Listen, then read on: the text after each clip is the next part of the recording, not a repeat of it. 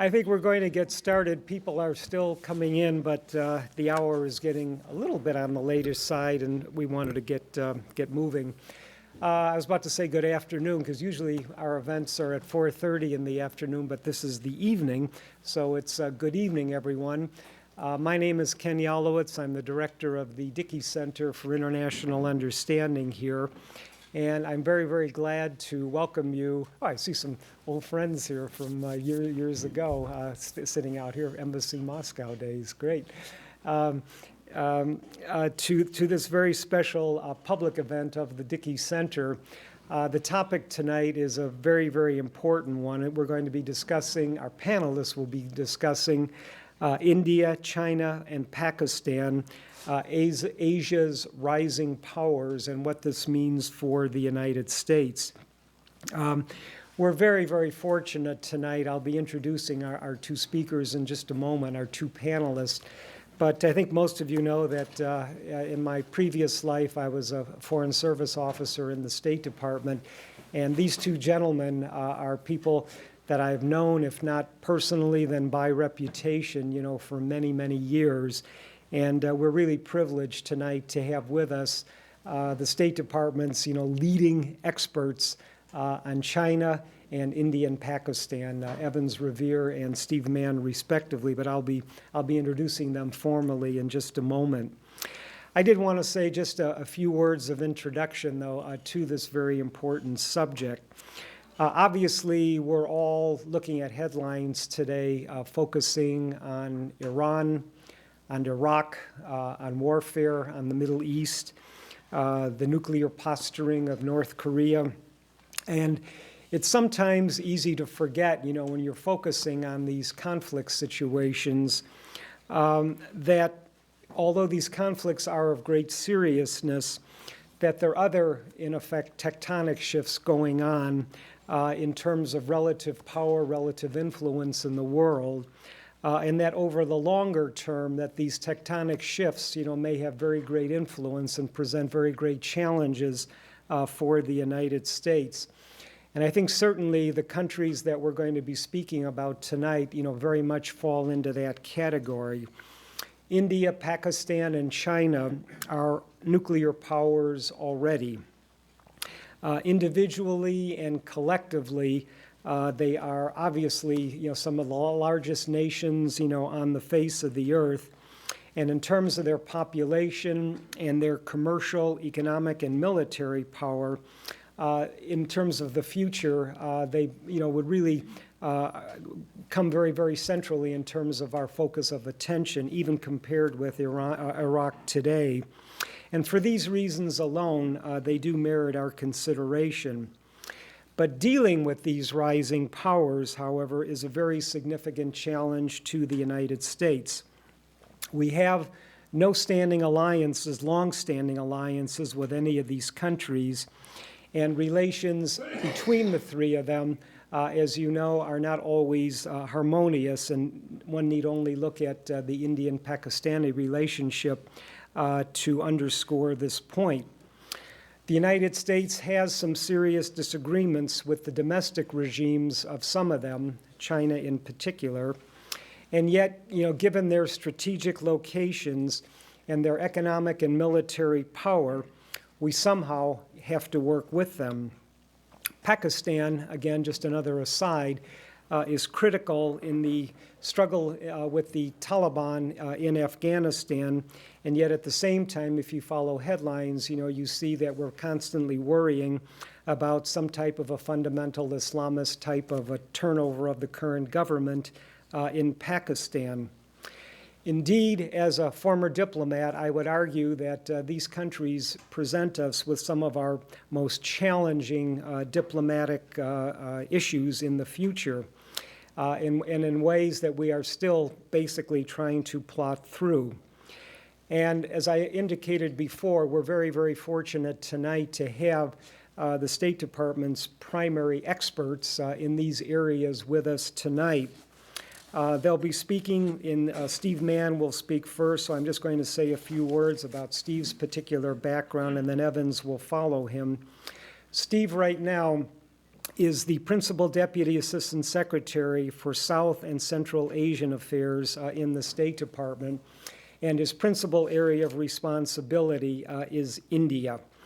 And he's responsible now for the full range of foreign policy issues, in this region, principally including the management of relations with India and also region-wide energy issues. This harkens back to a previous assignment that Steve had in which we worked very, very closely together. From 2001 to 2005, he was the senior U.S.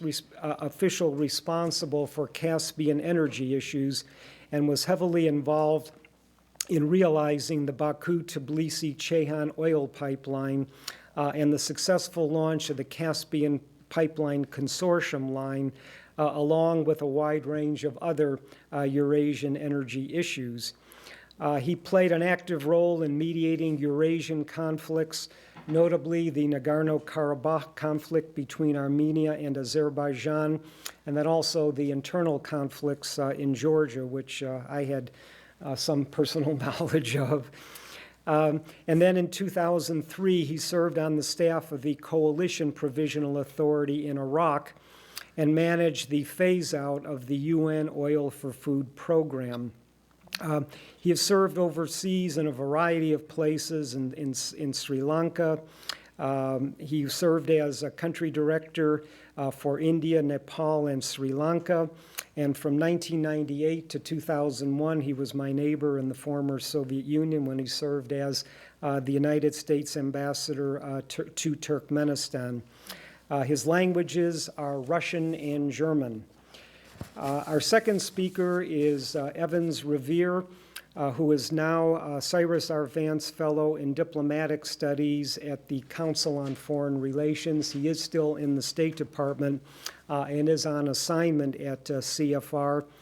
And he's working now on a very important project. He's heading a project studying U.S. policy to China, which will soon be published. And I'm sure that in his remarks, he will be giving us some advanced notion of what that important study is going to focus on.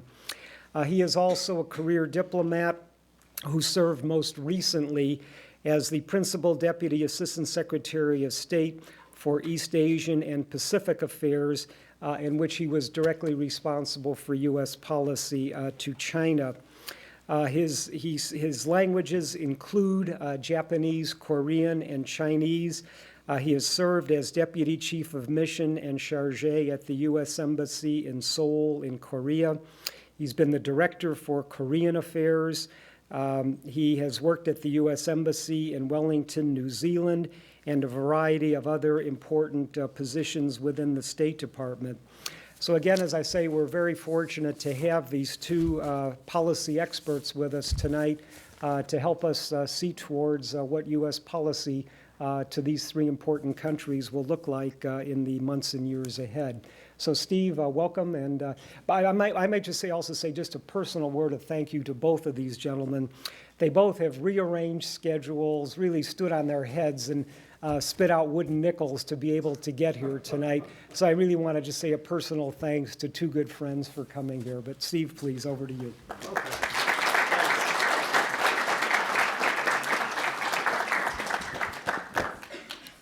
Okay, well, thank you very much. I mean, it is, I find it just wonderful to be here at Dartmouth. This is my first time, and as I was explaining on the walk over from the Hanover Inn, to come to a part of the United States like this where I've never been is deeply exotic to me. After spending so many hours with Ken and Judy Yalowitz in small kitchens in remote parts of the former Soviet Union. So anyway, it is great to be here, and thank you so much for hosting me. Actually, I'll get to this in a bit. I'm going to talk greatly about India tonight because of the rising powers of South Asia. India is rising the fast, and there are some fascinating things going on. But first, let me talk a little more broadly about South Asia, including the Pakistani context and some of the other issues that we are seeing as the United States when we look at this region. 10 years ago, I would not have been standing here. There would have been no good reason for a representative to come to Dartmouth and speak, certainly not speaking about rising powers, because 10 years ago, there was little to say about, I think, rising powers and fast growth in South Asia. And I worked on these issues 10 years ago, and we went out, give talks, of course, and what we would talk about was potential. Well, India has, Pakistan has, Sri Lanka has the potential to become a fast-rising Asian power in some fashion or another. Well, potential gets pretty thin after a while when you keep talking about that potential and say, well, when is it going to be realized? And 10 years ago, the American view of South Asia, and certainly of Pakistan, India, was heavily focused on non-proliferation issues, because these are two nuclear powers that developed and tested nuclear weapons in contravention to the international regimes. And we were also focused on Afghanistan, which sadly, through the mid-90s, saw the terrible sweep of the Taliban taking power in that country. So we were looking at non-proliferation issues and American policy, as we know very well in that era. American policy operated in certain straitjackets because of legislative restrictions on how we could engage with the countries, Pakistan especially. The Pressler Amendment, the Glenn Amendment, had particular power on Pakistan. And that was a real limitation on the degree to which the U.S. could interact with Pakistan. And beyond that, beyond the issues of non-proliferation, of the Taliban in Afghanistan, then it was a grab bag of issues that focused American policy attention on South Asia. Issues like human rights, health and development, gender issues, environment. But what we were lacking, I believe, in those years was an overarching or a compelling strategic rationale for policy attention to South Asia and India, Pakistan particularly.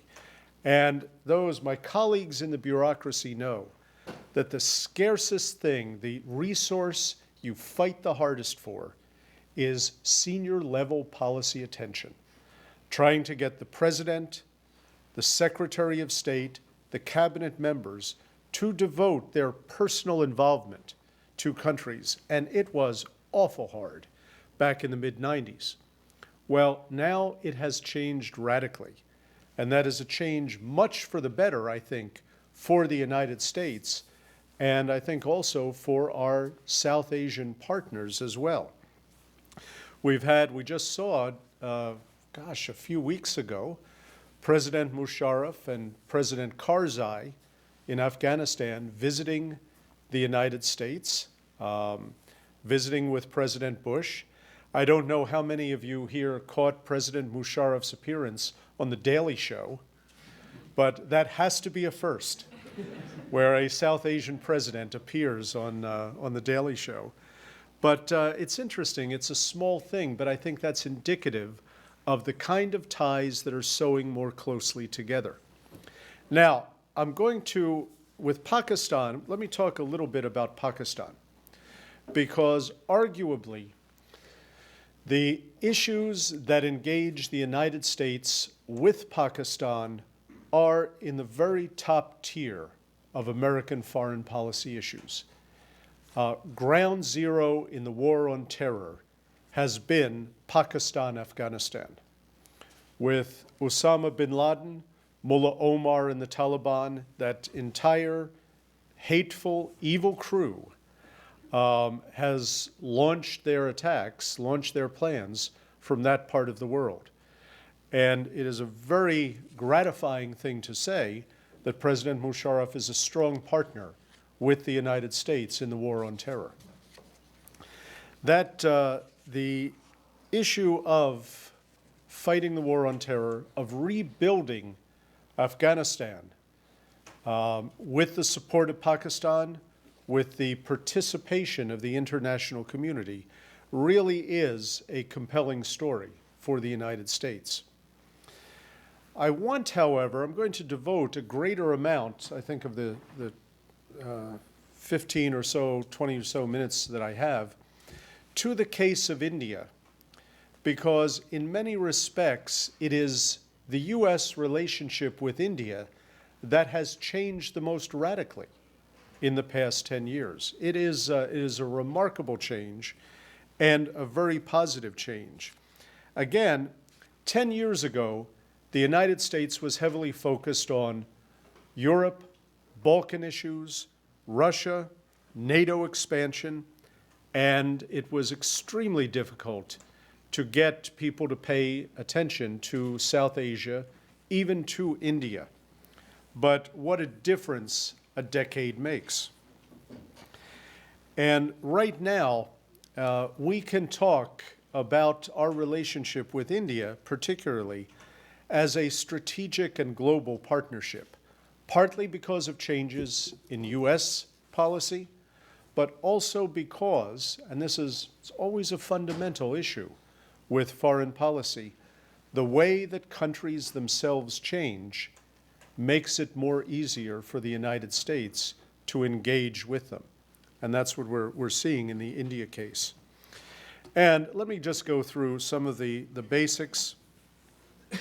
World's largest democracy, world's oldest democracy, home to more than 1 billion people, multi-ethnic, multicultural, secular nation, and interesting, a very diverse government with a Muslim president, a Sikh prime minister, and a Christian naturalized citizen from Italy leading its largest political party. Now, let me go over some of the reasons why things have changed.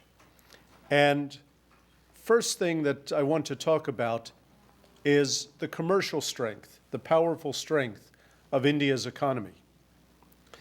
And India was hobbled for many years, hobbled with socialist economics, with an enormous hand of the state directing and hindering economic development, and a bureaucracy that was second to none on the planet Earth. But starting in the 90s, and you saw this with then finance minister, now prime minister, Manmohan Singh, you saw reforms coming in that have changed the climate for investment in the country. Then you have the acceleration of the IT explosion hitting India. And India has had remarkable growth in the IT sector, in the tech sector, in the services sector. I've got a graph I'll show here that shows the powerful growth of India's services sector over the past 10, 15 years. And when do you know that you've made it? When you're the subject of a Simpsons episode. So I saw, does anybody see the same? You must have seen the same Simpsons episode. No? No. Okay, I'm the only person in the room who saw the Simpsons episode where the Springfield nuclear power plant is outsourced to India. And they decide to have big cables sending the electricity back to Springfield. American labor law requires that one employee go with the power plant, and that's Homer Simpson. So anyway, to make a wonderful episode short, the power plant gets re-exported back to the United States because, as it turns out, Homer brings to India all of the characteristics of American workers: long donut breaks, personal time, strong unions, all the rest of it, and makes it uneconomical. So, but you've made it, and it's interesting, and I'll get into this a little later, the cultural, I think, the naturalness that we see in American culture of not merely an Indian-American partnership, but a South Asian American partnership. And that is another change that I've seen over the past 15 years. So the economy in India really is poised to achieve top-tier status. It's important to the U.S. because we're pushing nearly $2 billion in exports to India. We hope a lot more. Of course, this is dwarfed by Indian exports to the United States. And the exports are doubling. U.S. exports doubled in the past 4 years. So it's rapid growth, rapid cooperation. What are the other things that have changed? And this is powerful for both Pakistan and India. September 11th, which was, of course, an unutterable tragedy, but in foreign policy terms, this has made us much closer with Pakistan and also with India, and I think for very different reasons. In the Pakistani case, we have powerful, practical cooperation in trying to fight the war on terror.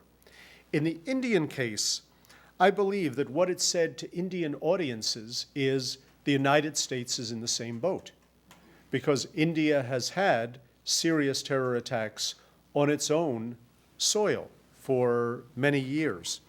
So I think it has that, and the U.S. invasion of Afghanistan and driving out the Taliban, I think made many Indians look at the United States with fresh eyes, eyes that were untainted by the veil of 1950s socialism and fear of the great power. So that's another thing that has changed. And let me come around to two other issues as well. The United States now has a sober way of approaching the nuclear non-proliferation issue. And looking at India, you see a country that has not proliferated nuclear technology, that has taken, I think, a very, very sober look at how it manages its nuclear issues.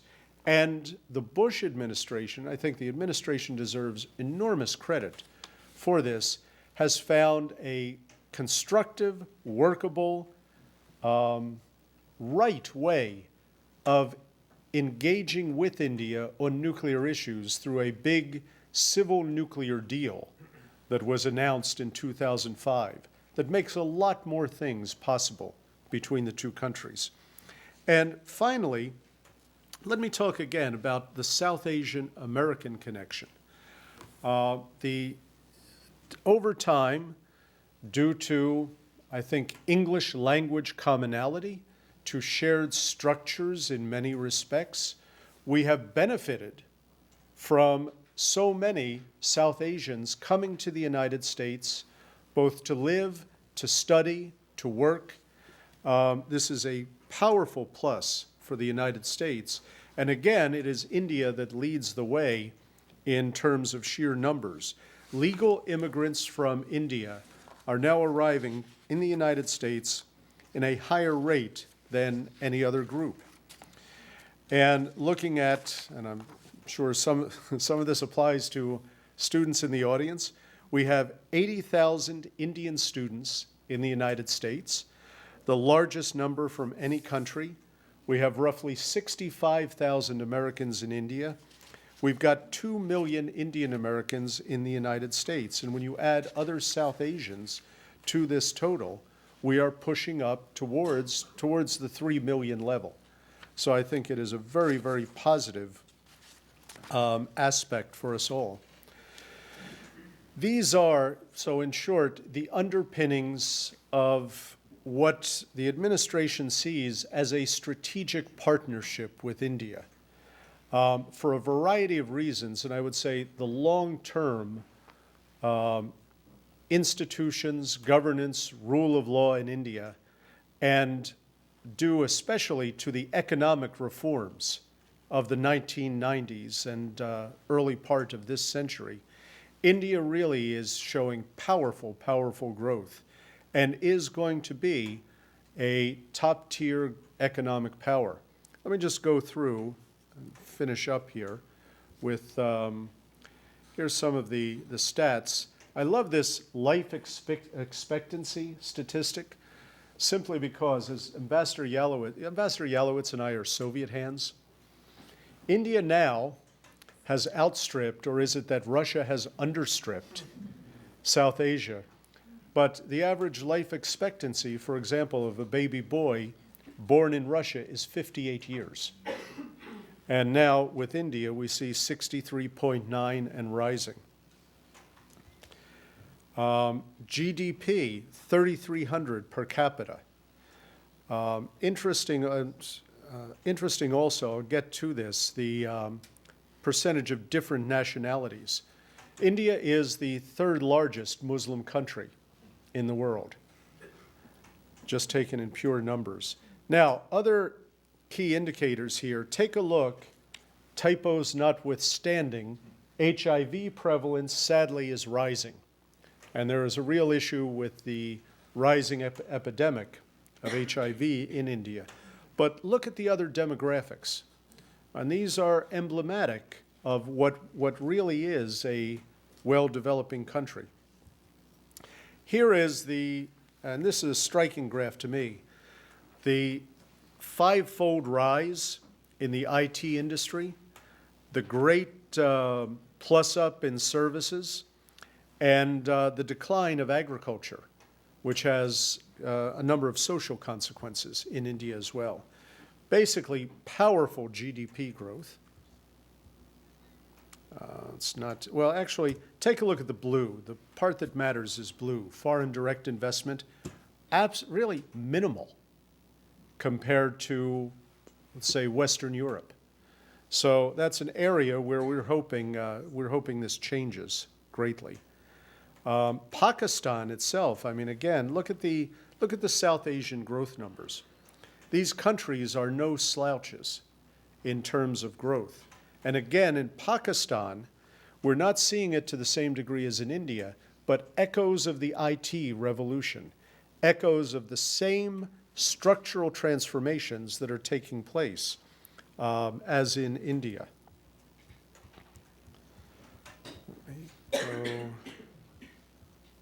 On this, and let me just touch briefly, the 60-year dispute between India and Pakistan over Kashmir remains a very sharp point of contention between the two countries. India and Pakistan have a greater degree of dialogue than they have had in decades past. This is a very positive thing, and the U.S. supports and welcomes it. But frankly, Kashmir, and if you see up further to the north, the dispute over the Siachen Glacier is still a very troublesome issue between the two countries. And finally, almost finally, I have no idea why my staff put this slide in, but we decided it could be the subject of a caption contest among the audience. But apparently in 2004, an Indian version of Sesame Street started. So I suppose that's a milestone of some sort. And finally, and I'll defer again to Evans on this and Ambassador Yalowitz, I don't want to leave this podium without a commercial for the Foreign Service and the Department of State. So if there is anyone in this audience, if there are any of the Dartmouth students here who have the desire to lead a life of adventure and to be able to say, I represent the United States, well, see me afterwards or tomorrow morning at 7:30. Anyway, thanks very much.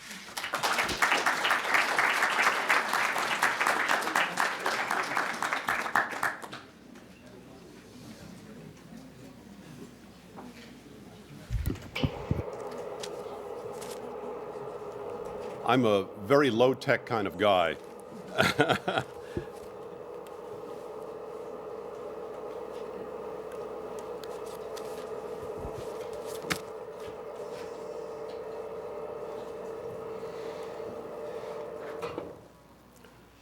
I am delighted to be here. And first of all, let me say to Ken, thank you very much for that over-the-top introduction a little bit earlier. Very, very kind of you. And I want to thank Ken, I want to thank the Dickey Center, and I want to thank Dartmouth for having me back here. I was just in Dartmouth a few weeks back doing a program on China, not too far away from here. And the fact that I've been invited back and have this opportunity to talk a little bit more about China to this wonderful audience suggests one of two things. A, I did a great job last time and you decided to have me back for more, or B, people were still recovering from their extreme disbelief that someone could be so ill-informed and wanted to bring me back to confirm that judgment. I'd like to think it's the former and not the latter, but we'll see. I must say that I approached this evening with a considerable degree of trepidation after I arrived in town today. I was walking through the lobby of the hotel and picked up a copy of the campus newspaper. And those of us who do diplomacy sort of read things into signs and symbols and language. And on the front cover of the front page of the newspaper, there was an article that seemed to be directed against Steve and I, and it caused me some concern. The headline was, "Skunks Make Presence Known Around Campus." And I said, my God, we're back in the 60s and there's a campus protest about to be organized against the State Department's presence here. But I have been told subsequently that that article had nothing to do about us. And so with that in mind, and with a higher degree of confidence, let me forge ahead and make a few remarks about one of my favorite accounts. I started out in this profession as a China hand many, many years ago. How many, I won't try to remind myself this evening. It'll only bring a tear to my eye. But I've spent much of the last 14 or 15 years working on a couple of different accounts, 3 other accounts, South Korea, Japan, and North Korea. And I've spent a considerable amount of time working on the Korea account, and actually I will touch on that in my remarks this evening indirectly. But now, thanks to the fact that I've spent a little bit over a year now at the Council on Foreign Relations, I'm going back to my roots, if you will. I have an opportunity to deal with China again intensively as the project director for a task force at the Council on Foreign Relations. And unlike my colleague here, who is speaking on behalf of the State Department, I get to be completely irresponsible this evening and tell you that I'm not going to give you the administration's view on this. I'm going to give you the view of a Council on Foreign Relations senior fellow. And so please don't quote me as a State Department officer this evening, but you can throw rocks, tomatoes, and whatever at me if you want to, but wearing my hat as a CFR fellow. I'm actually going to give you some of the personal insights and thoughts and reflections that I've been developing over the last several months as we've gone through this China project, in which we've been taking a hard, close look at U.S. policy towards the PRC. And these are mostly personal views, but they will be reflected to some degree in the report that we will be coming out with in a few weeks' time. And the bottom line in this relationship is that the U.S. and China today are indeed bound together in an increasingly complex relationship that is enormously important to both of our countries. That should be fairly obvious, but sometimes it is not so obvious. The relationship is in fairly good shape today. That's the good news. The bad news is that the relationship is also fraught with considerable suspicion, and it is evolving in a direction that I would describe as still uncertain, even at this late date and despite all of the interactions that we've had over the decades.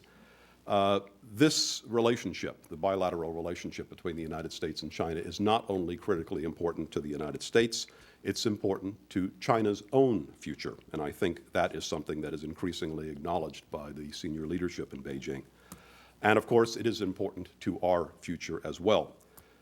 To a great degree, I believe this relationship is going to indeed define, to a great extent, the direction of global economic, political, and security developments in the 21st century.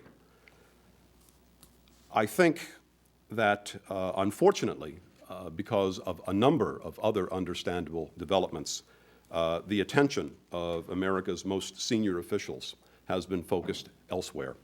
And as a result, I think the Washington-Beijing tie, that relationship, has been allowed to drift somewhat. And this is something that we are looking at intensively at CFR, thinking about what we can do to correct this. And I'll address that in a few moments. If it were to drift, continue to drift, there is a very great risk that unanticipated differences in one area or another could suddenly erupt, in my view, into a crisis. And this could disrupt overall relations, and this would greatly damage America's interests, not only with respect to the PRC, but with respect to other areas in the region. The importance of China and of the Sino-American relationship comes in a number of important dimensions, not the least of which is that it is very difficult for me, if not impossible for me, to imagine a peaceful and stable Asia-Pacific region without a close and cooperative U.S.-China relationship. It is very easy for me to imagine a very troubled region if that relationship is not gotten right. And the bottom line of my presentation tonight is it's got to be gotten right. A number of other dimensions can be looked at when you're looking at the U.S.-China relationship, and one of the most important ones is the Taiwan issue, looking at it from that perspective.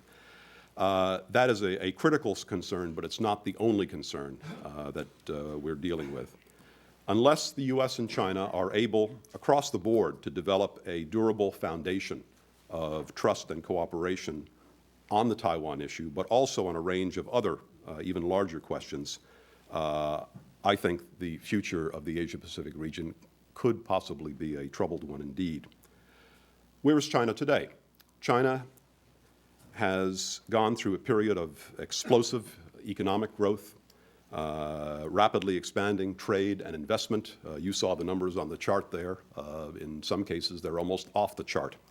That has been one of the major developments of this century, and it promises largely to continue. China is currently the world's fourth largest economy, and it's growing, and the interconnections between the United States and China in so many areas are expanding apace. For two economies as large as those of the United States and China, the benefits of cooperation, I think, can be great. So too can be the consequences of a failure to make this relationship work. Cooperation between the United States and the largest power across the Pacific can really help the United States manage a number of issues, including tight energy markets, can help us deal with international terrorism and proliferation.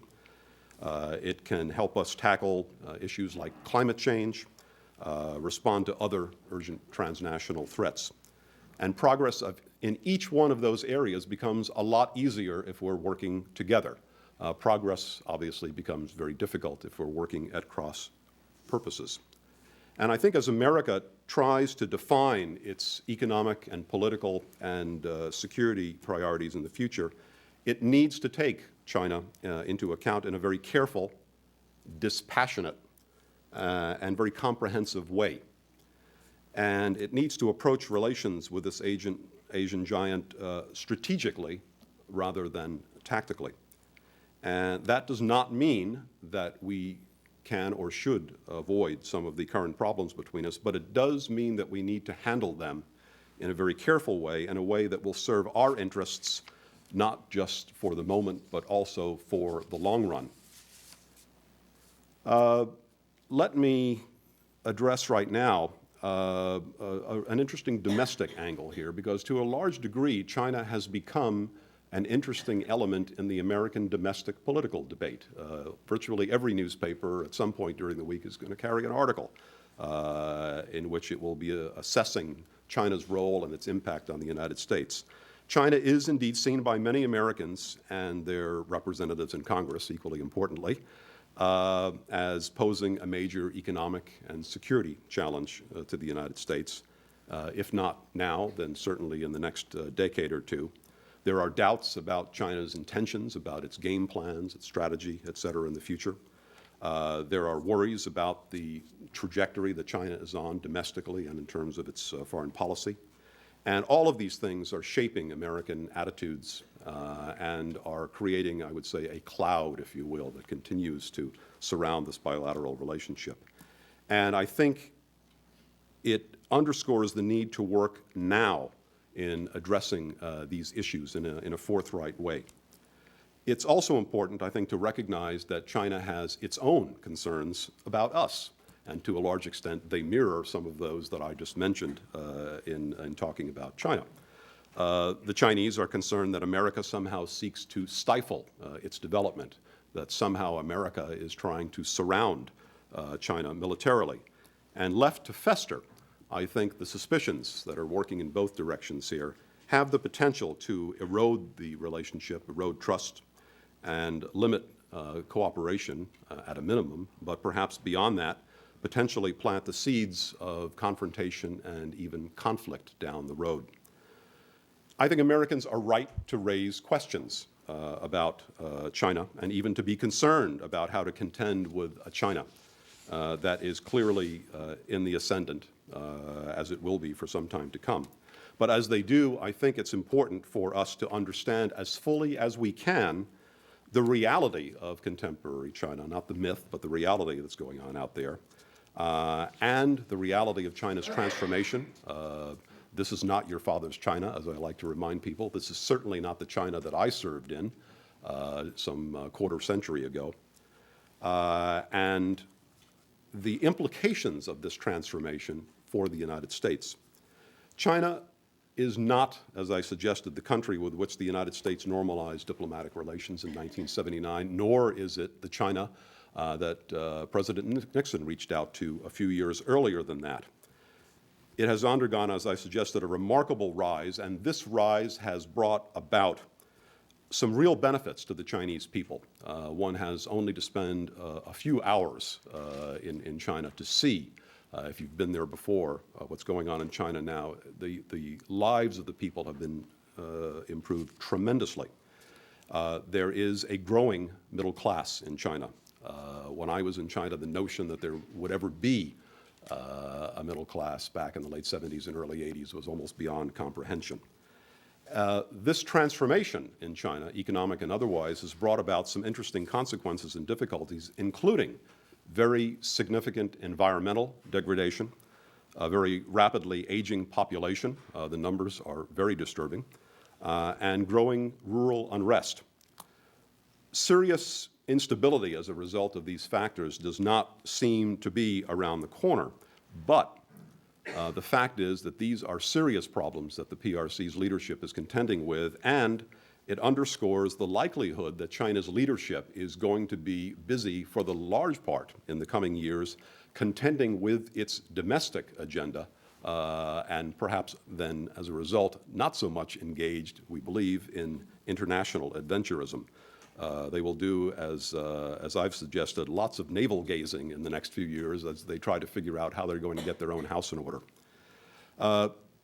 To continue its process of economic modernization and transformation, the Chinese are going to need a period of stability and a benign international environment. China is very much going to be, in our view, a status quo power, and that is a good thing, especially for those of us who remember being in China once upon a time when they were certainly not a status quo power, and we're talking regional and world revolution. And so all those developments suggest a China that is inwardly focused is a China that will be, for the most part, a China that is in our interests. As we try to define our future relationship with that China, we are doing so in the context of, interestingly enough, a changed American domestic political landscape.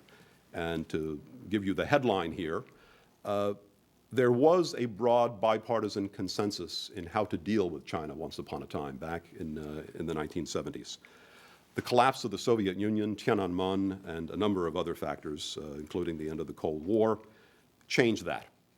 And although the growing importance of China is today very widely recognized in the United States, there is currently, in my view, no overarching image or philosophy or concept of how to deal with China today and how to put that within some strategic context, if you will. And this, unfortunately, has left Washington very often to rely, too often, on an ad hoc approach or ad hoc approaches and coalitions to somehow advance U.S. Interests. And meanwhile, concerns about China and its future power and intentions have grown, as have worries about the implications of all these things for the U.S. And within the U.S. administration, and this is something that's played out very prominently in our media, you've had advocates of closer cooperation with China, and they've sought to, with some success, I should add, to move policy in the direction of increased cooperation between our two countries, trying to make the case for urging China to become a responsible stakeholder. That's the term of art these days in the international community. We've seen the beginnings of some very good, serious senior dialogue between our two governments, and that is a good thing. And we've seen a number of efforts aimed at getting China to engage with us on a whole range of economic and security issues and issues related to proliferation. Despite some serious differences in perception of the problem and prescription for the solution of how to deal with China, and occasional mutual sniping between the United States and China, there has been productive cooperation between the United States and China on a number of issues, most significantly North Korea recently, and we can talk about a little bit more about that later on. But even, I would suggest, on some other issues, including some halting cooperation on Iran, although I would suggest there that the jury is still out. Given the difficult challenges that inevitably lie ahead, a coherent approach with a broad political backing among the American people is going to be extremely critical if we're going to get this relationship right.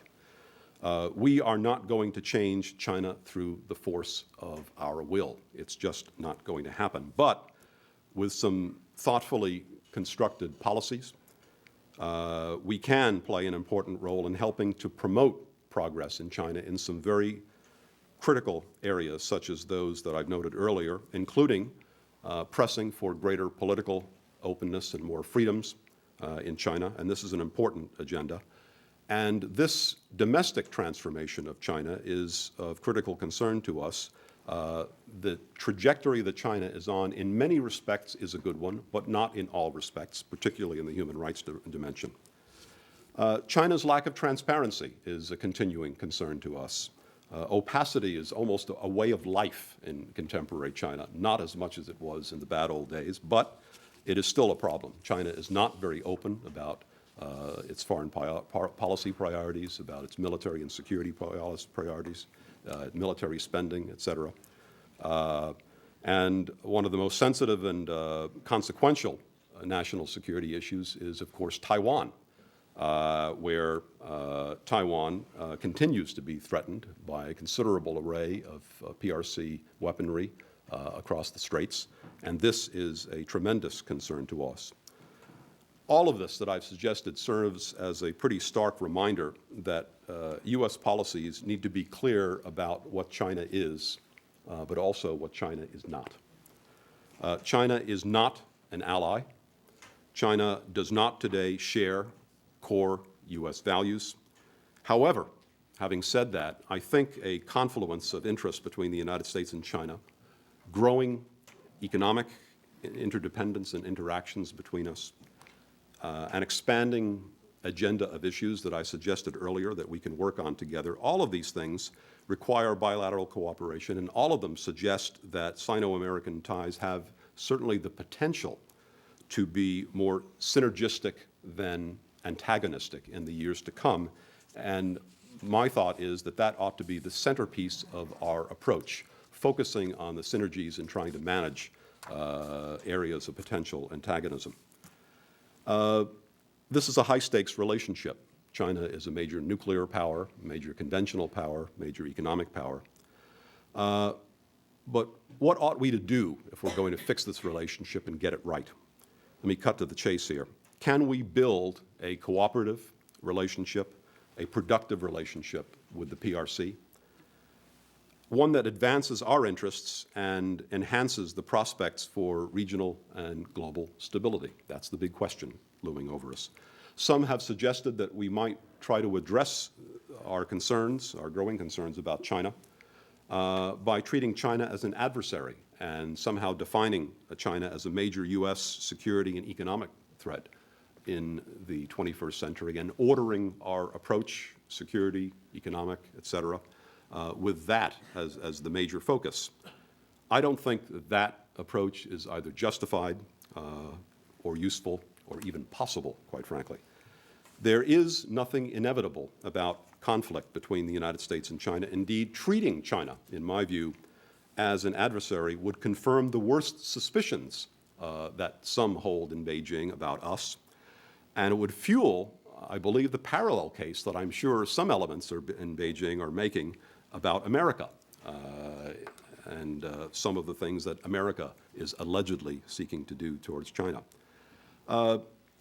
It is a fact of life, if we look at the security dimension, that both of our countries are going to continue to work to modernize our military establishments with a weather eye to the possibility, however remote it may be, of a conflict down the line. There is always going to be hedging on the part of both parts, and I think that is a natural thing for both sides to do. But these actions by both sides in the military dimension can be prevented from moving to extremes and getting out of control, and hopefully reduced by allaying some of the suspicions that exist between us and trying to build additional transparency into the relationship, not only by dialogue at senior levels, but by increased exchanges, by increased visits by middle-level military officers and others to each other's countries, and expanded exchanges in a number of dimensions. I think that forging a positive and cooperative and constructive U.S. relationship with China is not only desirable, but it's actually essential to U.S. interests in the Asia-Pacific region. It needs to be a priority of ours. It needs to be more of a priority than it is today. A critical component of our approach to building this relationship with China, I think, needs to be that we ought to urge and challenge China to live up to its international responsibilities. But at the same time that we do that, I think it's going to be important to assure China of our willingness to work with them in ways that enable them to fulfill those responsibilities and in ways that do not undermine China's own legitimate interests, nor ours, of course. The U.S. strategy should make clear our desire and expectation that China's developmental trajectory that it's on right now is going to continue to be positive, and that our policies will be based on that presumption. That said, nobody should be coy about the fact that even as we work together, the United States and China, both of us are going to be taking measures or buying insurance, if you will, in the event things don't turn out as we hope they do on the other side. We should communicate that the United States welcomes and encourages and believes it is important that China take its rightful place at the decision-making table in the international community. And so far, I think we've done a fairly good job of doing that, and that needs to be continued. At the same time, we need to be very clear that we, along with others, will look to China to be an active and responsible participant. There's the responsible stakeholder approach again. We should support an economically vibrant and prosperous China, a China that is dealing successfully with its internal challenges and is increasingly linked to the global economy, is a China that I think serves our interests.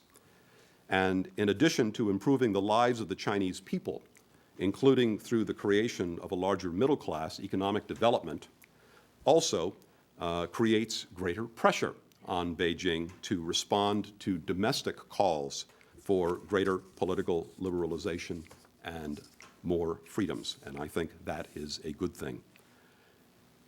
Let me also suggest that we need, in our dialogue with China in the coming years, to emphasize that there are certain core U.S. interests that we're going to be carefully focusing on and raising in our dialogue with China, quietly but in a very firm and very high-level way, that there are certain bottom lines that we'll be looking at very carefully and watching China's behavior in these areas. And these include China's support for the international nonproliferation regime, whether that be Iran, North Korea, or elsewhere. This is something of great national security concern to the United States, and we need to keep the heat on China to make sure that they recognize that they need to be contributing in this important area. We will be obviously, as I've suggested a couple of times during my remarks here, watching what China is doing in its pursuit of military modernization and developing military capabilities that are designed to deal with the United States down the line. But let me also suggest as we do so that as China is modernizing its military, we are not exactly standing still. We have the most sophisticated military in the world, and the delta between China's capabilities and ours is a considerable one and will continue to be a considerable one for decades to come. And I think we ought to act with a considerable degree of confidence in this area. The Chinese, in no conceivable way, I believe, are capable of catching up with us in the military dimension. And I think this is something that is understood there.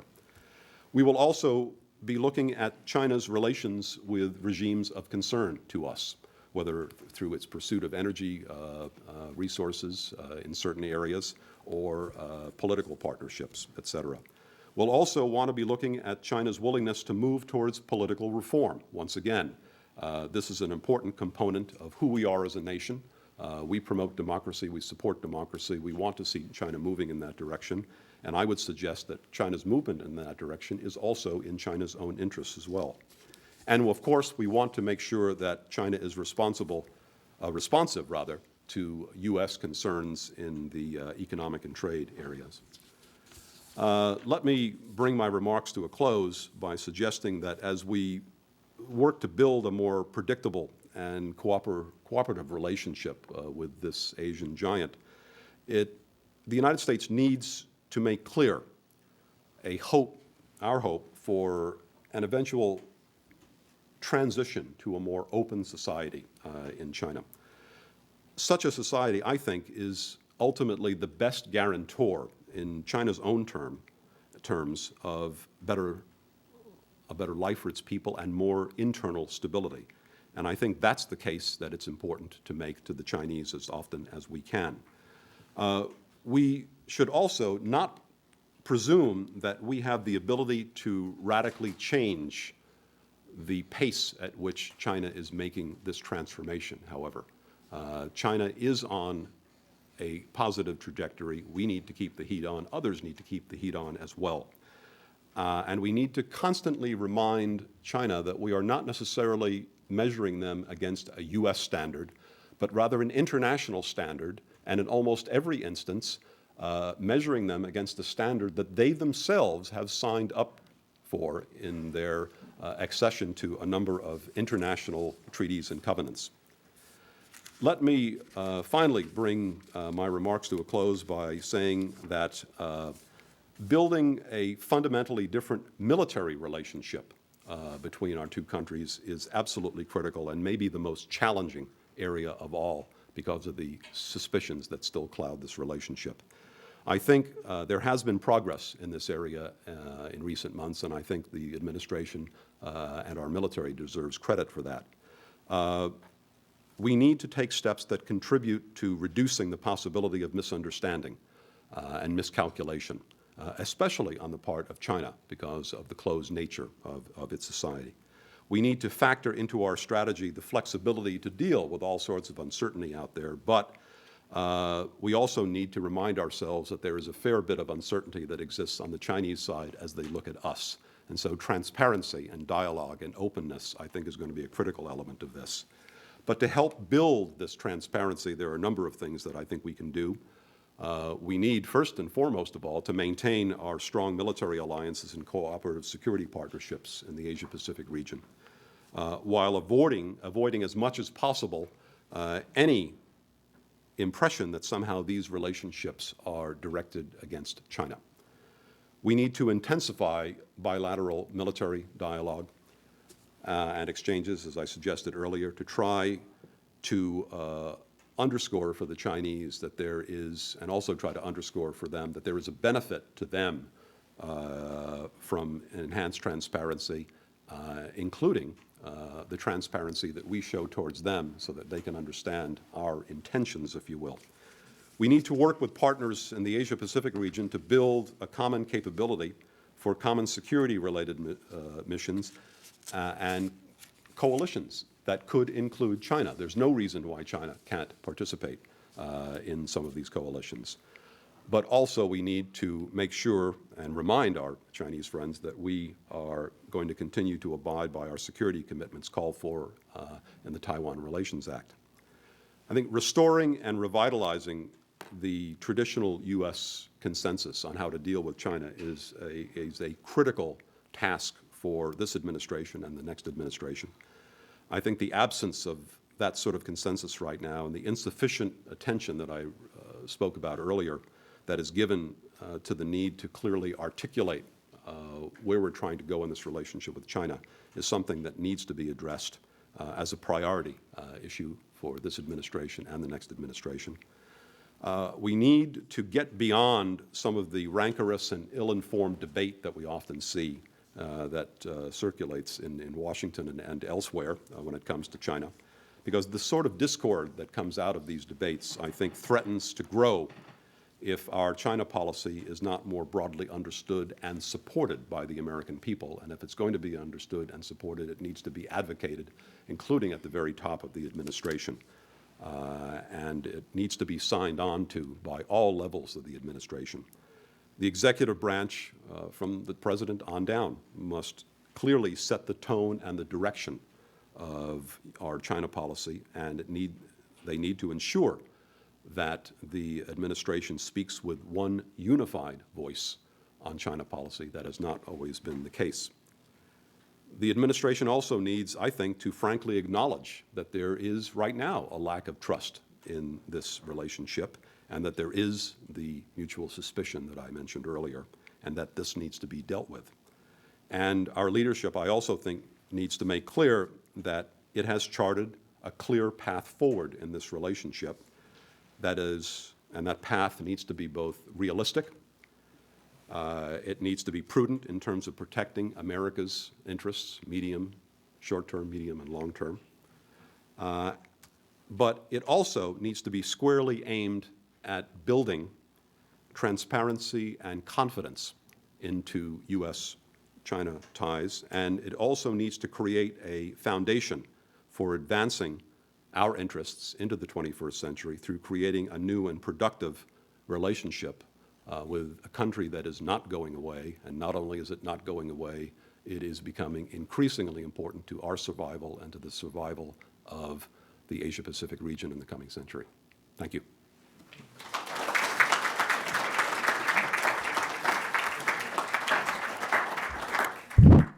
We have time now for questions, and I'll ask any students to please raise their hands, and we'll recognize you first. Yes, in the back. Thank you for the expert comments. We got to know about two most populated regions in the world. Could any of you be kind enough to actually interlink those two regions? Like We do this together. Pakistan and China, between South Asia and China? Thank you. Well, it's there has been a certain degree of interlinking, and the peak of it for India was before the '62 war, in the great India-China brothers phase, and I defer to Evans here, but I think a lot of that was ideological, it was wishful, and in international affairs, when you get down to what links countries together, there has to be something real there. There has to be trade, there have to be shared security interests, and it's very easy to draw lines on a map and say, well, these two countries are sort of near each other. There's a powerful rationale for cooperation. Geography makes things easier, but geography alone does not guarantee that there will be ties. And I think when you look at India's trade relationships, strategic relationships, the full complex. I mean, my sense would be that, let's put it this way, there's a lot of headroom in the India-China relationship, and I think it's fairly modest thus far. Let me come at this from a slightly different angle. I've marveled at the degree to which the media has not picked up on what I think is a fascinating phenomenon out there. The Chinese, who are painted as the great rising giant in Asia, Chinese industry is gobbling up this and gobbling up that and sucking jobs out of the United States, et cetera, et cetera. And there's this sense of, if you read a lot of the media out there, that this process is a process almost without end. The Chinese themselves are looking over their shoulders right now, and they see the Indians coming up very quickly behind them. And guess what? They've got lower wage rates, and they speak English. And they're also a democracy. And you could go down the checklist that Steve cited earlier. This is causing the Chinese to become somewhat unnerved, which I think is actually a very helpful thing. But as China looks towards the future, it's starting to realize that it is not the be-all and end-all of economic development in Asia. There are other tigers coming up behind it, and that it's going to need to make some changes, political, social, and economic, if it is going to stay in the game the way it has in recent years. The transformation of China that I mentioned earlier is a tremendous phenomenon, but it has been fueled by cheap labor, a tremendously mobile labor force, the general absence of rules protecting workers, et cetera. And it has taken advantage of the fact that all those jobs and factories that used to be located in Korea and Hong Kong and Taiwan and other places are now located on their soil. But even as those factories are located on Chinese soil, taking advantage of cheap labor, et cetera, they are already looking beyond China.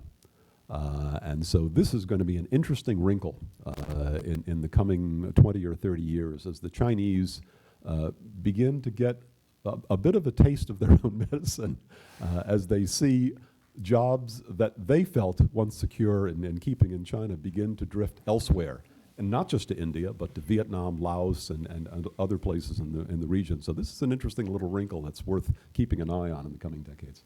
Very interesting. Yeah, Suhail? Ambassador Mann? Could you stand up? Yeah, so, and Ambassador Mann, I wanted to ask, could you please expand how you think the U.S.'s role in South Asia is panning out? In the sense that there are a few specific issues. In Pakistan, you have, a few months ago, there was a guided missile that hit a village in northwestern tier provinces. You have, obviously, the government isn't close to democratic, and the democratic mechanism is largely in failure in Pakistan. And you have issues of territorial integrity where the villages are rebelling and stuff like that. And in India, the Indian elites already sort of see the Muslim population as a fifth column. And I was wondering that how does the U.S. feel that India should be approaching the Muslim population in India? And does the U.S. have an active hand in intervening in that? Excellent questions. And the answer, you've raised a range of domestic issues. And I think as a general rule, the United States is better off not trying to reach into internal Pakistani or internal Indian affairs, because that's what those governments and civil societies exist for. And also, the fundamental questions, for me, the fundamental question in foreign policy for the United States is, what is the U.S. national interest? That's the starting point from the way that I approach foreign policy. The United States does many things. We do peacemaking around the world, we do humanitarian efforts, we do development efforts, but the proper starting point for any foreign policy question must be, what is the U.S. national interest in this case? So that's an argument for restraint on that particular set of issues that you've raised. And let me just give one other element, though. The thing that addresses all of those elements and a wide variety of other issues can be summed up in the phrase rule of law. That if you have predictable, equitable, transparent mechanisms for handling conflict within a society, it has powerful effects for the peace of that society, but also for economic development. I mean, it is I think it's no surprise that the growth of the Indian economy, the growth of any economy accelerates to the degree that that society establishes equitable, transparent rules for its citizens, for its investors. Yep, in the back.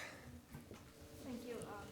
It's interesting that you mentioned all this stuff about India and Pakistan and their economy really expanding and improving because I think it was a few weeks ago, Mr. Fukuyama came here and he said Pakistan is a country held together by duct tape and strings. It's kind of interesting. But my question is, so Musharraf's government in Pakistan is not essentially a democratic government. He's had referendums after the military coup, but those referendums are not necessarily there's a lot of contention and debate about whether they're actually valid. So in this scenario, because US has been promoting like it promotes the democracy in different countries around the world, it's still supporting Pakistan in a lot of ways, probably because it needs Pakistan for territorial reasons. But also, do you think there's a problem with the fact that in the past, when US has tried to ally itself with India, Pakistan has reacted. It's tried to react with ally itself, not ally itself, but like help Pakistan, India has reacted. So, I mean, right now it's signed a nuclear deal with India, whereas Musharraf is coming to America, to promote his book and talk.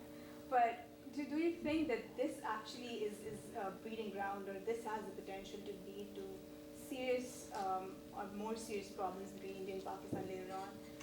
And do you think Musharraf is like the only element right now in Pakistan who's kind of grounding this? And if he wasn't around, because it's one man, like he's there just as one man, and the other body that he has in power is the Islamic. Yeah. So do you think that's a problem? Well, the basic point in foreign policy is you play the cards you're dealt. And in South Asia, we work with the leaders that we have, and President Musharraf, in so many ways, has been a strong friend of the United States in fighting this critical war on terror. Does Pakistan need to do more on democracy, rule of law, human rights? Sure. In our view, all of the countries of South Asia do. Read the State Department's annual human rights report. And we're pretty candid about calling what we see as the areas in which societies need to improve. But the art for the United States always is to work with the particular leaders, in this case, work with the legitimate government of Pakistan, and that is President Musharraf and his government, work with the circumstances we've got, and try and move towards our national interests. And I think we're doing it fairly well in the Pakistan case. You raised a great issue there. And this is, for those of us who've been in South Asia, and I'm sure Evans has had this experience in the Asian context, linkage. The India-Pakistan linkage. God, a dozen years ago, I forget what the particular visit is. It was some dignitary who was visiting both countries. And we're looking at the schedule to say, well, how many hours is this person in India? How many hours is this person in Pakistan?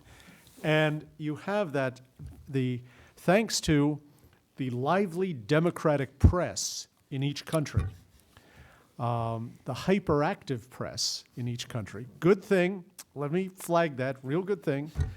But even the small things like that, the hours in a country, become magnified as, who does the U.S. really favor? So again, one of the achievements of the United States in these years is to say, we're beyond linkage. We're not doing that game.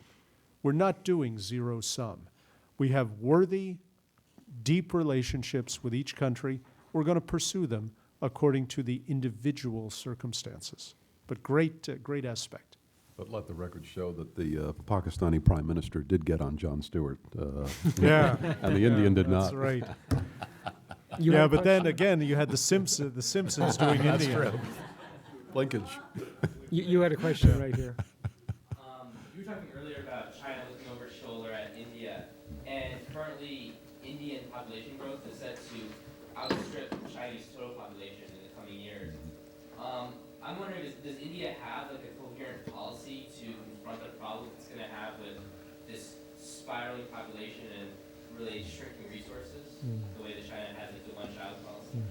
Well, actually, I'd like to hear Evans talk about the one-child policy and, pro or con.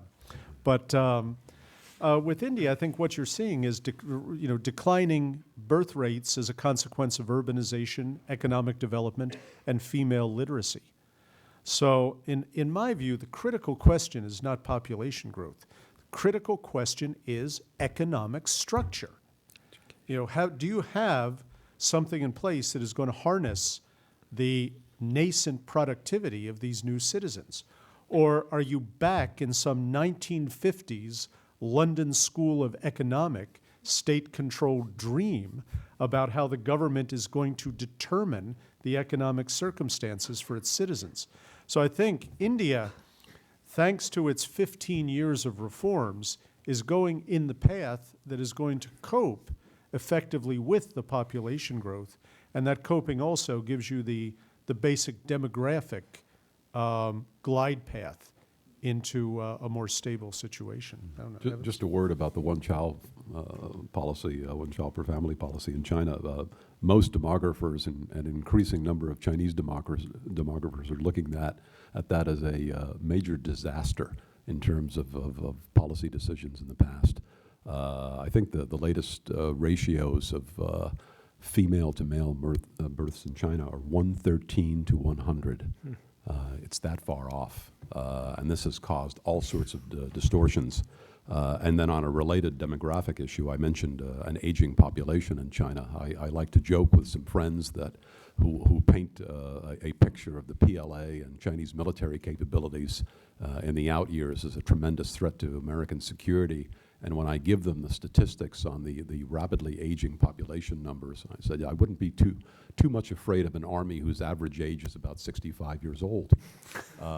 They've got some serious demographic issues in China, and they are attempting to grapple with them in a big way. This is going to be a major challenge for the PRC for the next 30 or 40 years, and will be one of the major reasons that they are very inwardly focused. Sounds like Russia. Any other students? Yeah, please, back here. I've seen several headlines in the past few weeks about new labor laws in both countries, and I was wondering how effective you thought those laws were going to be and what consequences they could have. Just a word about China. Walmart and others were obviously shaken up by the announcement of those laws. I think these things have been a long time coming. I think they ought to be welcomed, quite frankly. It brings China closer to international standards. Doesn't get them there, quite frankly. And I think anything that guarantees additional security to China's working population is probably a good thing and contributes to the overall welfare of workers and to overall stability. And I think that's a good thing. The downside, if you're a cold-blooded economist, is that it's going to drive up wage rates and send those jobs somewhere else. Maybe, but I think in the long run, this will be a good thing for most Chinese workers. Oh, goodness, I do not know the Indian case on new labor laws. I believe it was a child labor law that went into effect or was being passed or considered a week ago or something. I don't know exactly the details. Well, I mean, I've seen child labor laws in Nepal, for example, and it's a good thing, provided that, and in Pakistan as well, provided that, I think it's not enough just to do the child labor law. You have to have something that helps the families and the children really support themselves and develop, because so often child labor really is part of the family's survival. And it's not something anyone wants to defend, but it's more than just the passage of a law. Yeah, any other student? Let's see. Yeah, you've not asked a question yet. Very quickly, the 2008 Olympics. Can you say a few words? Go Team USA. I think this will be a tremendous incentive for the PRC to be on its best international behavior, and by extension, its best domestic behavior as well. This is going to be a very interesting test with all the journalists and visitors, et cetera. It's going to put a lot of pressure on their system. And there will be lots of opportunities for those wanting to express dissent in China to use some of these venues to do that. It is going to be a major logistical feat for the Chinese.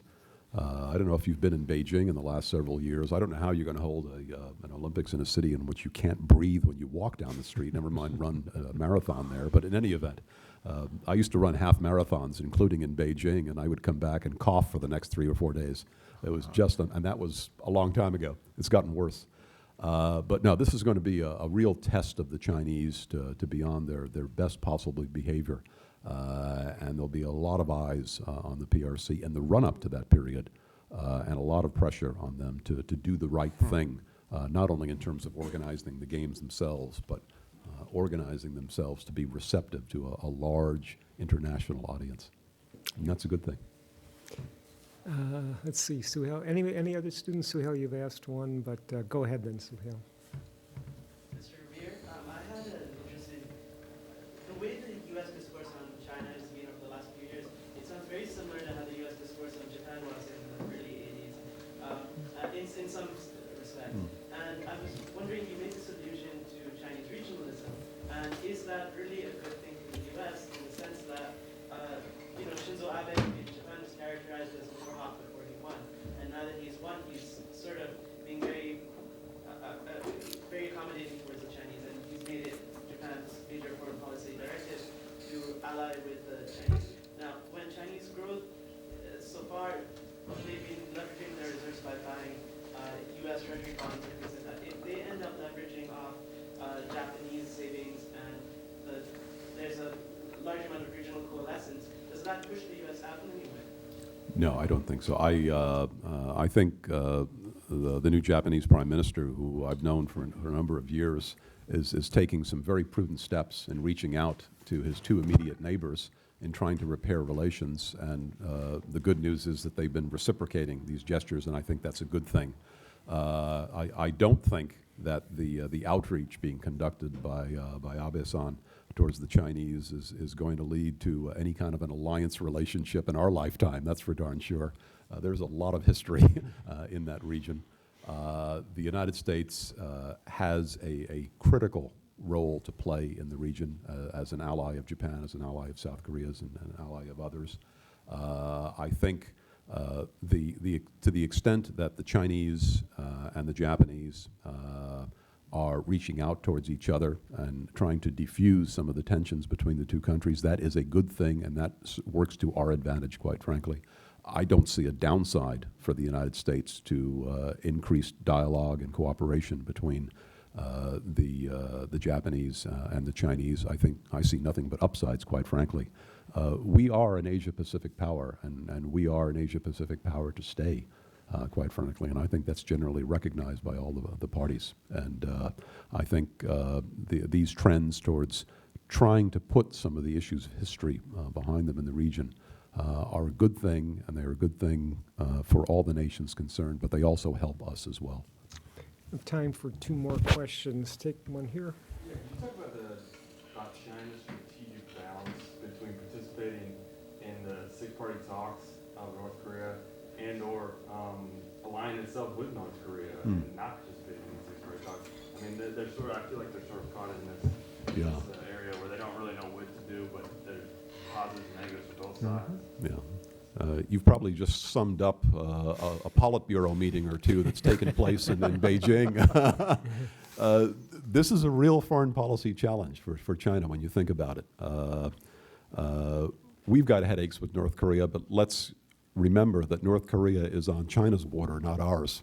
And if nukes start going off, or if there's a peninsular war, or if there's civil war, if there's the collapse of North Korea, this is a tremendous concern to the Chinese, as you would expect, since they have a significant border with the DPRK. Refugee flows. Those refugees are not coming south across the heavily mined and fortified DMZ. They're going north into China if there are significant refugee flows. That's one of China's major industrial heartlands in Manchuria along the North Korean border. The Chinese are tremendously sensitive about anything that could bring about the precipitate collapse of North Korea and create a situation in which there's chaos, civil war, peninsular war, refugee flows, et cetera.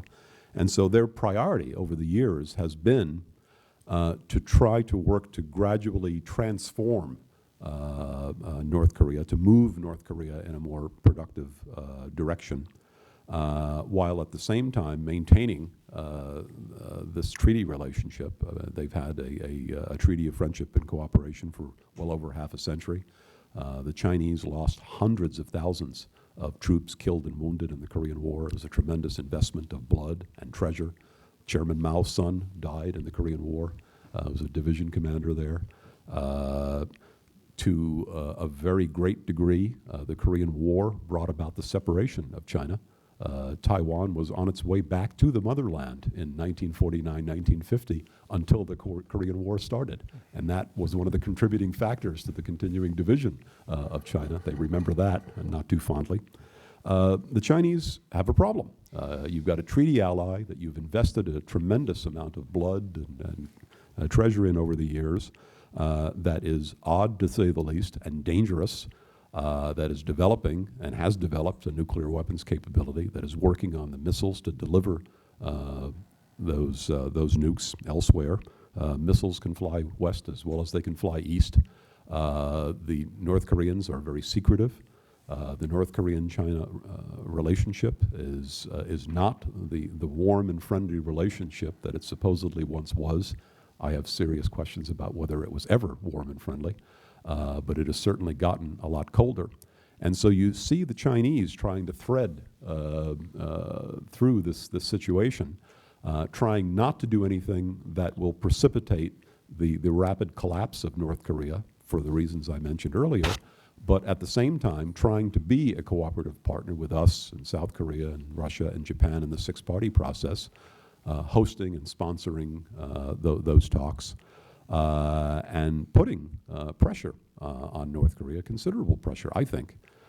Keep in mind, for the first time in history, back in July, the Chinese signed on to a UN Security Council resolution condemning North Korea for those missile tests. Had never happened before. Not only did they sign on to the resolution that was eventually passed, they introduced their own language for that resolution. That had never been done before. You now had the Chinese the other day sign on to 1718, the UN Security Council resolution condemning the North Korean nuclear test. You know, within the span of 3 months, 2 UN Security Council resolutions, both of which have been supported by the Chinese, both of which have condemned North Korea for what it has done. Unprecedented. So this is, by Chinese standards, big-time pressure. Should the Chinese do more? I hope they will. Can they do more? There are a lot of different views about their ability to move the North Koreans. I mean, keep in mind that prior to the missile tests in July, a senior envoy was sent from Beijing to Pyongyang, didn't even get in the door to see Kim Jong-il. And the North Koreans went ahead and tested their missiles. There were considerable interventions, we are told, in advance of the nuclear test. The North Koreans went ahead and did it anyway. So they have somehow taken into their calculation the Chinese reaction. But they went ahead and did it anyway, which says something interesting about North Korean self-confidence and their ability somehow to manage that relationship. I don't think the North Koreans are suicidal, but they've taken some big chances with their next-door neighbor, and they are exposing themselves to unprecedented steps and pressure from Beijing. But this is a tough call if you're in China, if you're in the Chinese leadership. How do you wean North Korea away from WMD and its development of nukes and missile capability but not bring about the nightmare scenario of a collapsed North Korea that brings chaos to your border. Tough call, and it's one of the things that I'm sure keeps Hu Jintao and his fellow members of the Politburo up late at night these days. Last question. Yeah, why don't you go ahead, sir? At the beginning, you mentioned that both India and Pakistan had developed nuclear weapons in spite of world opinion. Have there been any countries that have been dissuaded from developing nuclear weapons because of world opinion? And if not, why do North Korea and Iran care? Let me start a little bit in this, and Evans can, I think, add more weight in this. There are some clear-cut cases. South Africa renouncing its nuclear program. Kazakhstan was the world's third largest nuclear state for a brief period after the downfall of the Soviet Union, and President Nazarbayev made the decision to divest of all its nuclear weapons. Now, let's look at the Kazakh case, actually, because that's a very, very smart case. Nuclear weapons carry costs. It's not cost-free. There is the disapproval of the international community, which carries sanctions great and small, and you can talk about the Korea case. In the India case, it's the famous story. If you read then Ambassador and Senator Moynihan's memoirs, he said that, I think it was the day after India's 1974 nuclear test, he went to see Mrs. Gandhi, and he said, well, congratulations on your nuclear test. Before this test, you were the #1 hegemon in South Asia. There was no #2, and Pakistan was a distant third. You have now ensured that Pakistan will do everything in its power to develop a nuclear weapon and gain parity. And the famous phrase of that era was that Pakistanis would eat stones if they had to in order to develop a nuclear weapon. Well, it happened, and I believe India has become less secure with the rise of that Pakistani nuclear counterbalance. So the point that I would make is that nuclear weapons carry costs. Iran and North Korea and every country, every leader calculates those costs according to their individual circumstances. I would add Libya, Taiwan, and South Korea to the list of countries that have been dissuaded by one means or another from going down the nuclear path. Steve's point about the costs of nuclear weapons is a very important one.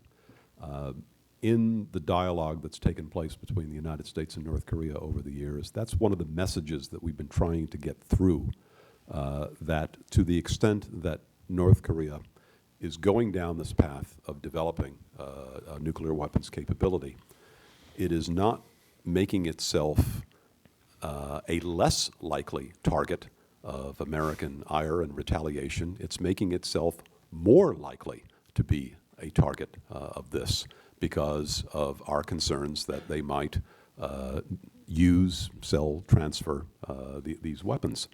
This is a point that I've made in my own dialogue with the North Koreans over the years, that this is not enhancing your security.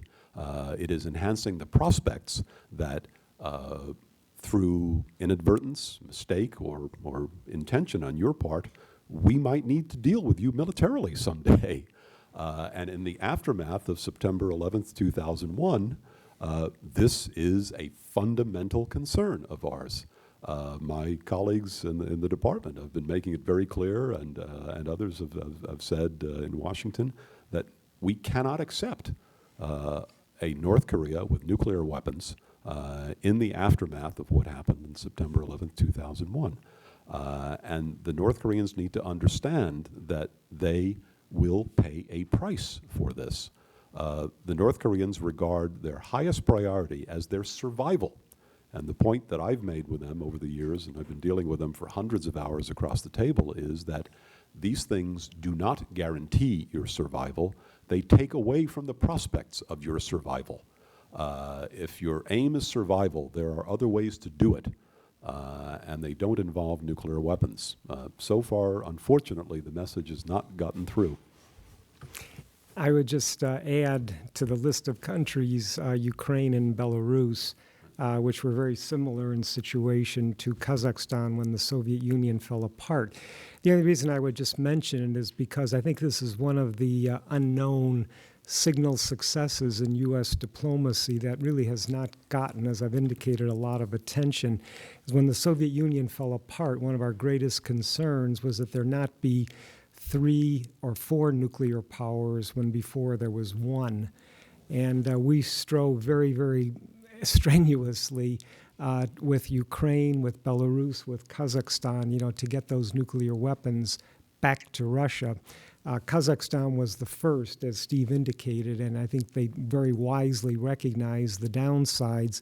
But Ukraine was much more complicated, a much more difficult one. And then Belarus, where we were at, the local dictator, had visions of keeping these weapons, and it was an instance where we and the Russians cooperated very clearly and closely to convince him, that this was not the case, and it worked.